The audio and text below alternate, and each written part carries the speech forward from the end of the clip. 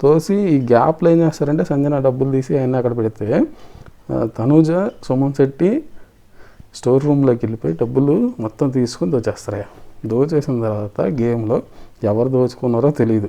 ఈ డబ్బులు ఇవన్నీ డిస్కస్ మంచి గేమ్ జరుగుతుంది అనుకున్న టైంలో వీళ్ళు డబ్బులు దోచేసి ఎవరి పాటికి వాళ్ళు పెట్టుకుంటారు. ఎవరు టాస్క్ వాళ్ళది కదా, మరి ఎవరికి డబ్బులు ఎక్కువ ఉంటేనే వాళ్ళు అవుతారు కంటెంటర్. సో వీళ్ళు తీసుకుంటారు. ఎవరు తీసుకున్నారు ఏంటి అనేది డిస్కషన్. సంజన వచ్చేసి నా డబ్బులు నాకు వస్తేనే మేము గేమ్ ఆడతాం, నెక్స్ట్ లేకపోతే లేదు అని చెప్పేసి అదే టాస్క్.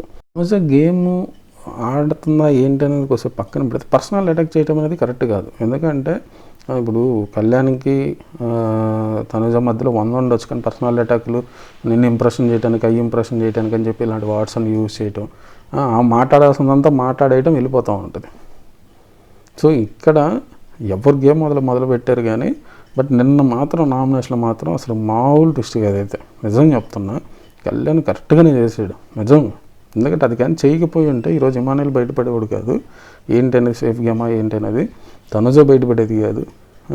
అసలు కొసమెరుపు ట్విస్ట్ ఏంటి, ఆయుష్ని నామినేషన్ చేసిందే వీళ్ళిద్దరు ముందే డిస్కషన్ చేసుకున్నారంటే ఏంటి, గౌరవ్కి చెప్పాడంటే ఇమానుయేల్ ఆయుష్ అనేది సేఫ్ చేయండి,